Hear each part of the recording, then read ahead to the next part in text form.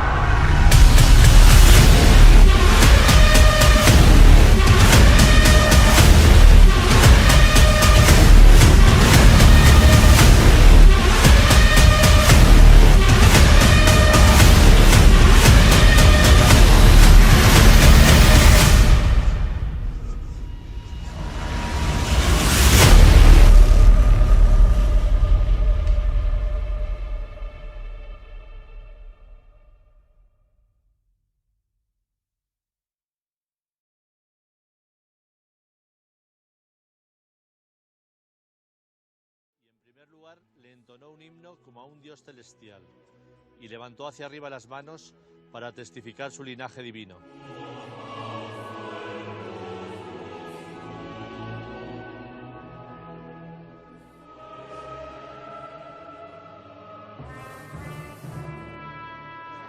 Interludus cantata sunt quedam ad miseratione tinguidiam cedis eius accomodata.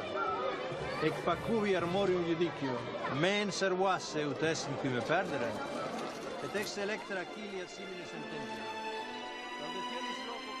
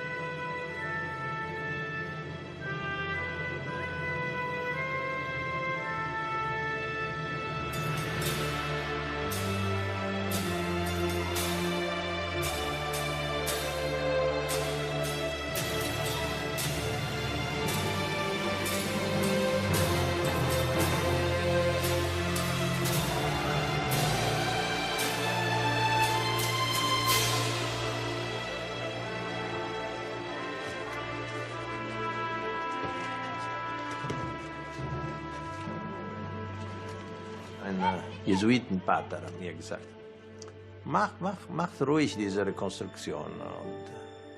Und das ist nur eine Rekonstruktion, aber du wirst sehen, das bekommt einen liturgischen Charakter.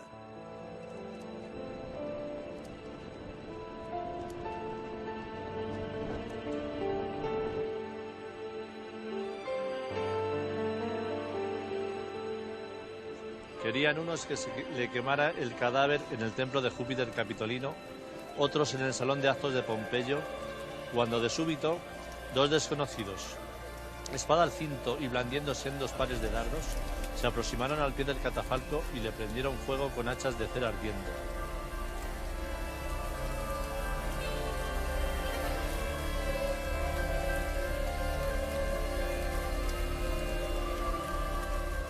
Vind je het dan beangstigend als het waar zou zijn? Nee, ik zie het ook niet als een bedreiging of zo. Nee. Dat helemaal niet. Want eigenlijk is het dat helemaal niet, een bedreiging. Nee, Gezien de nee. boodschap, hè? Ik zie het ook niet als bedreiging. Maar ja, ik zie het ook niet als waar. En ik ga er ook niet van uit dat het waar zou kunnen zijn, eigenlijk. Maar dat komt ook omdat ik de Bijbel gewoon zie als een waar geschiedenisboek. En niet als een sprookjesboek, zoals sommige mensen het wel willen noemen. Pero cuando la iglesia oriental prende la pira, todos dicen Christus anesti. ¿Qué quiere decir? Ha resucitado en ese momento. Sì. E nel momento in cui l'antorcia... La antorcha se prendía. Sì, se prendía, era il momento della resurrezione. Resurrección. Y lo que hemos hecho es intentar recuperar, si es posible, si es verdad, si es visible, estos elementos del cristianismo que quedaron abandonados. Y hay que recuperarlos sin miedo, porque son nuestros, pertenecen a nuestra religión. La religión la hemos hecho los seres humanos.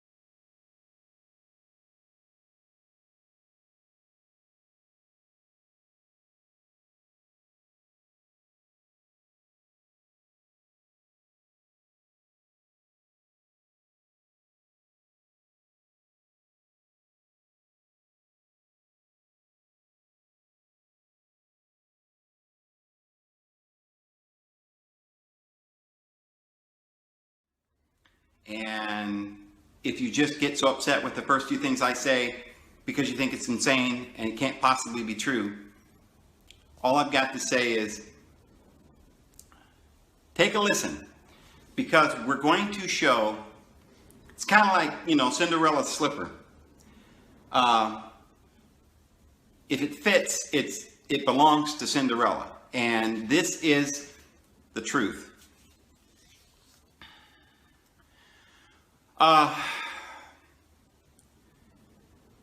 Well, let's start with the city of Rome. Romulus. Rom, Mars, the renegade, the Nimrod, the Marduk. Rome, Romulus. The Caesars put their line of kings throughout the world. We've got Khazars and Tsars of Russia and, you know, lots of different king lines that go back to this particular line of kings. There are 12 ruling families today, to this very day, that have all the wealth and all the money. Now, let's say there's 7 billion people in the world, and let's say that there's $12 trillion in the entire world, which is just some number I've made up. I mean, let's just, because I'm just, there's probably 100 trillion, whatever, but let's say there's $100 trillion in the world of wealth. Out of that $100 trillion, these 12 families, they have 99 trillion. And the other trillion is divvied up amongst the 7 billion other people. So these 12 families may have several hundred, even a few thousand people in their family that's getting a little of this loot. And these 12 families all go back to Rome. And now this is probably going to be a little surprising to some of you, because you're probably thinking, oh, wait a minute now, what's that have to do with the 12 tribes of Israel and stuff? Well, we're going to get into all that. These 12 families aren't really good. They're very materialistic, wealthy families. They've been ruling the world for a long time. And Julius Caesar, even though he was a Caesar, that's, you know, where we get the word Caesar from him, he actually was against the Roman elite families. They made up the Senate. In Rome, they had this system of government where the Senate ruled. And this gets a little tricky and confusing, because today we think of Rome basically being the progenitor of our way of government, democracy, right? You vote in senators, a representative, a republic, because Rome used to be a republic until later became the Roman Empire. And really after that, we don't know what you would really call it, but we just always thought of it as a republic. They had a Senate, and the senators would vote. And so they didn't have a king, because you see a lot of nations before this had a king. They had a dictator, and they just did whatever their king told them. Well, supposedly we're moving into an era of democracy, and we've got a Senate and a council, and they make decisions, and they are doing things for the people. The only problem is, just like today, we talked about these 12 families own 99% of all the wealth. The same thing was going on then. The members of the Senate were very powerful members of society. They were families that ruled the entire world. And this is why they were able to have all these armies. And this is why they became the world empire. You know, people wonder, they think it's just spontaneous. It's just, well, oh, government by the people, for the people. They all got together and decided to have a Roman government, and you know, and they had armies because that's how they got protection, and they wanted to tax the people so they could make roads and schools, and this is just wonderful. This is what we think today. No. And they didn't tax people so they could make schools and roads, although they had to make roads to make a way for their armies to escape, right? And they had to make schools and so forth and pretend they were doing something, because the people wouldn't go for it if they weren't deceived into thinking that somehow or another all this money that they were collecting. See, a lot of the times the money that back nowadays, everybody's taxed equally, supposedly, right? Not really, but we're supposed to be, right? In those days, they didn't even play around with trying to fool anybody about that. I mean, they would go and wipe out a nation and then take all their stuff and then divvy it up amongst the rest of everybody else. Only problem was they didn't divvy it up amongst the Roman citizens. They divvied it up basically. They might have built a school or a library or something, but only put books in the library that for propaganda purposes or whatever. So it was just all for the elite. All of the basic wealth, though, went into the pockets of the senators, and they ruled. Julius Caesar came along, and they didn't like him. See, at first they were like, well, all right, maybe he's all right, because he was, he went to Gaul, and this was today modern France, right? And he wiped them out, and collected all this cattle and gold and silver and all this stuff from the Gauls, and brought it down, and it's like put in the big piles. All right, now I see what I did for Rome. And the senators were like, oh, good, we like Caesar. He's nice, man. He brings us all this good stuff. Only problem is that Caesar started saying, well, now wait a minute now. You guys are a little bit, selfish. I mean, I'm not going out here risking my life, right? He was a general. He went right in the front of the armies, right? He wasn't scared. No, buddy. And he was risking his life and his life of his men. He's not going to say, after all this hard work and his life's on the line, he could die any minute. But just as long as all this money goes in the pockets of these senators, he didn't like it. He says, you know what? The people love me, and I'm for them, and I'm not for you. So he did a couple of things. I'm going to try to go real quick because I could spend hours just talking about all this stuff, and I know that you don't have all day, friends. You want to get to the point. So let me just try to speed this up a little bit. But basically what he did was he started giving money, and he started making festivities for the people and doing things actually for the people. And in order to stop this, he did something that I don't think we're being told, and I think the reason we're not being told any of the story is because they don't want you getting any ideas here in America or over there in Europe or somewhere, right? Oh, maybe the president of the United States should act like Julius Caesar, because you know what he did? He says everybody by decree he'd established, because he eventually decided he was going to be dictator for life. And just before he did that, he decided that he would make a proclamation, because he was dictator at the time, but not for life. He made himself dictator for a period of time, and then later on he made himself dictator for life. And so this is all we hear. It's like, oh, he must have been a ruthless dictator. No, he was trying to take the power away from these senators who were just robbing and pillaging the people, going out and warring, taking all their stuff, and then giving it to these 12 men, or these 12 families that run the whole world in the Senate. So he decided to take, and he made a proclamation and said, I'm going to forgive everybody all their debts if you will forgive everyone else. Sounds like something in your Bible? It is. That's where this story got going today. This is where our Bible was created. We're going to explain all this. But certain individuals from the Alexandrian priesthood, the library there, the great temple of Serapis, was a group of people there who were very highly advanced spiritually, and they were the ones who ran the mystery schools. And they were, like today, our scientists or our educators or our teachers. There was the priesthood, the holy priesthood. It came down from Enoch, who was taken to heaven and learned all these mysteries. Today we call it the esoteric wisdom, astrology. So they knew all of this stuff.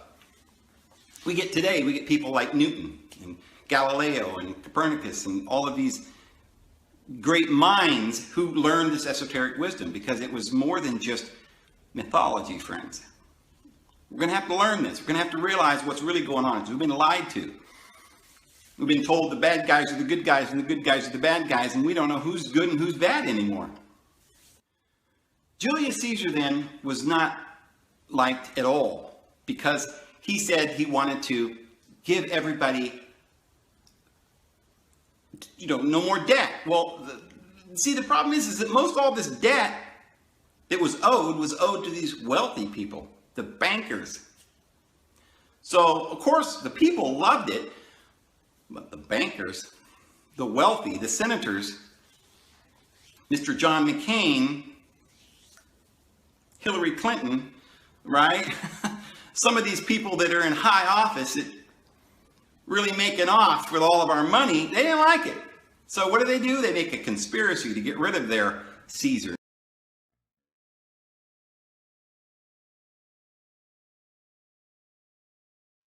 Julius Caesar was warned before his assassination, but he didn't heed. There was a woman that was passing by and said, be careful of the Ides of March. So who was Caesar really? Well, Zeus, he saw this going on and didn't like it. And so he did something to try and counteract that.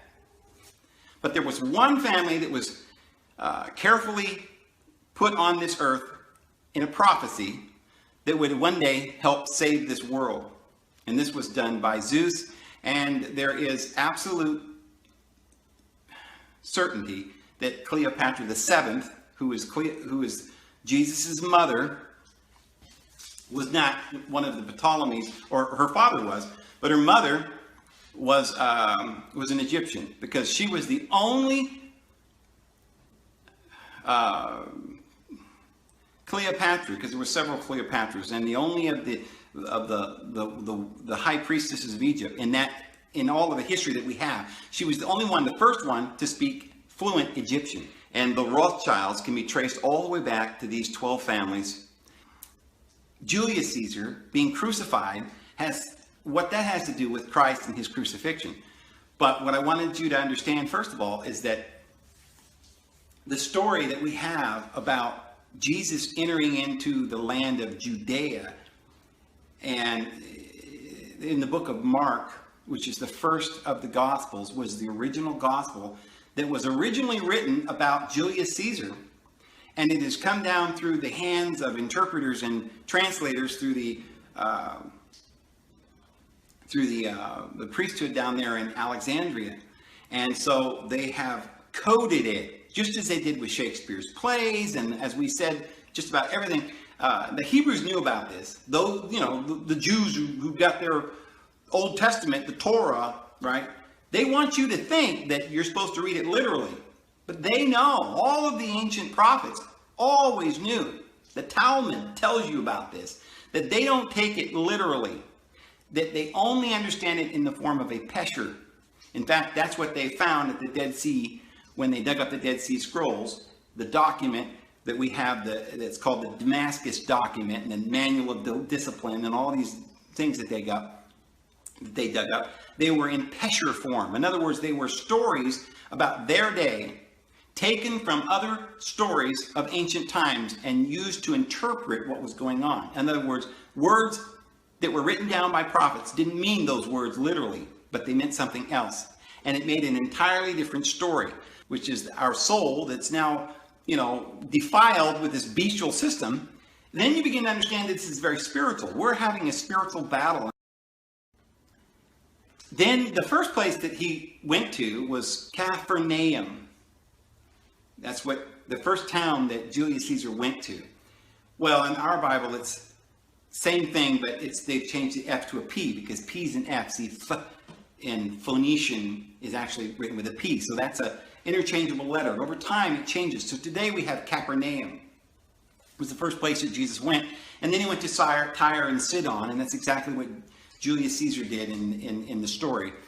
And you've got the whole story there, that Julius Caesar comes in and they wanted to make him king. This happened with Julius Caesar, and he didn't want to become king.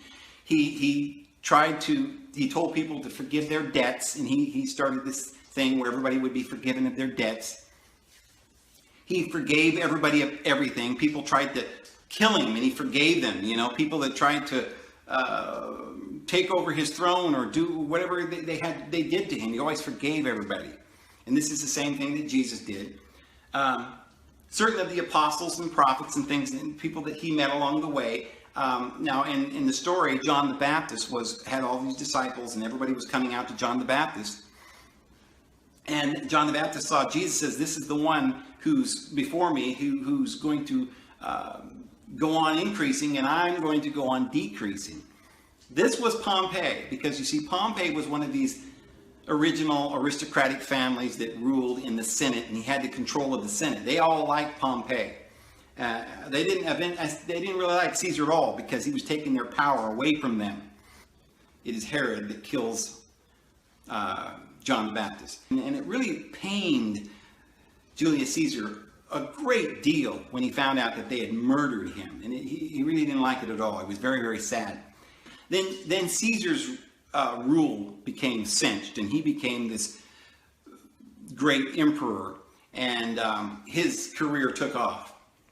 But then, just like Jesus had to battle both the Sanhedrin and the Romans, so Caesar had to battle the Senate, and in the end, they conspired to murder Julius Caesar. But just to close, I want you to understand, many of you don't know, but Julius Caesar was stabbed with a spear, and this is where the story goes. I know right now you're thinking, no, that's not what the story says. It says Jesus was crucified. Well, Julius Caesar was crucified. He was put on a cross and stood up, and where he was pierced. And they took this long spear and they put his garment, it was all bloody, and when he first died, and put it up on a pole and put him up on a cross and paraded him through town. And Mark Antonio became this person who did the eulogy at this great procession, and they basically deified him and made him a god. And this was the time when the star was seen in heaven, that is seen and talked about in all the histories all the way to China. This was the only star that was ever known for sure. You can pinpoint the day and the hour of this star. It flamed through the sky for 7 days and 7 nights, and everybody's seen it. And it was marking the day that the Julian calendar was created in about 45 BC. And this is the birth of the child that Cleopatra proclaimed the reincarnation of her husband, the Son of God, and the rebirth of her husband, who was also then Julius Caesar, but reborn. I mean, there's just a lot of stuff that would just never have been told. But it's right there. It's just that no one's ever interpreted this for us.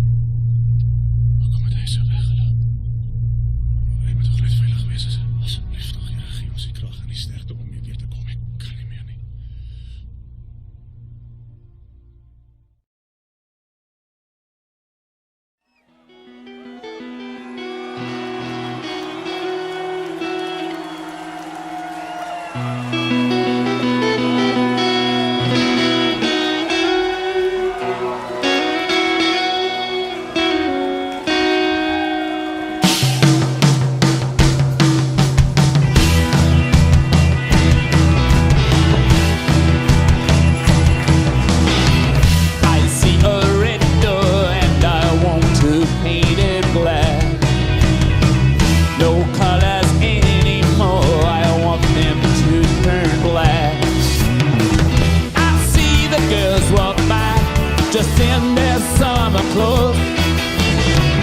I have to turn my head until my darkness goes.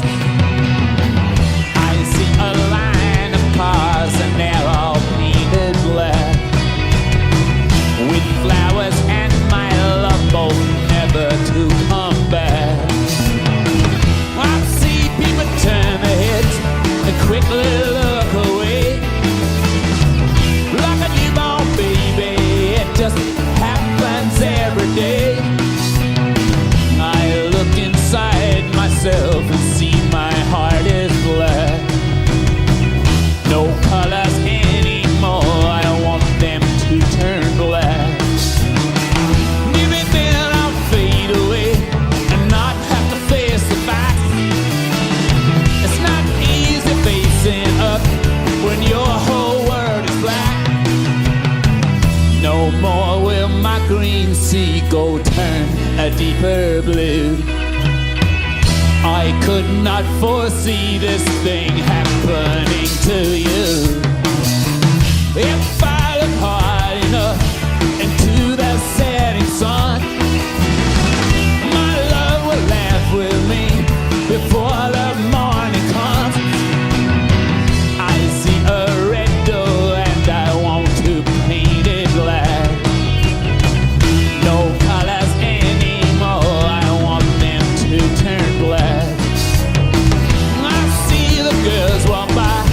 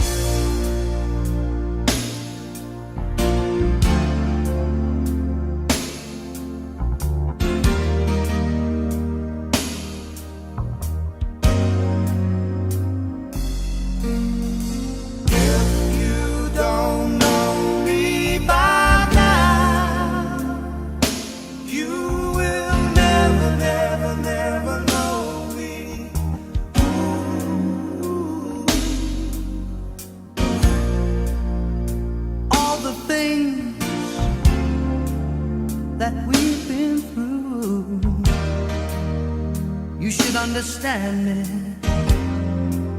like I understand you. Now, girl, I know the difference between right and wrong.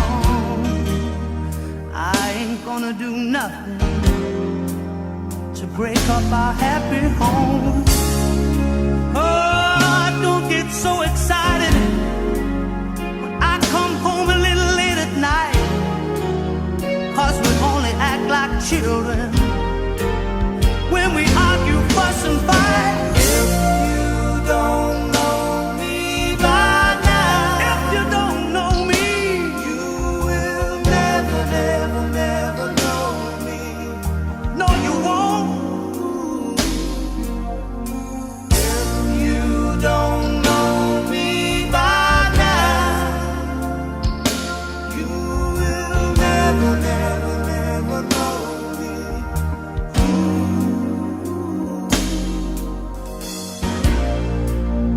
We all got our own funny moods. I've got mine. Woman, you got yours too. Just trust in me like I trust in you. As long as we've been together, it should be so easy to do.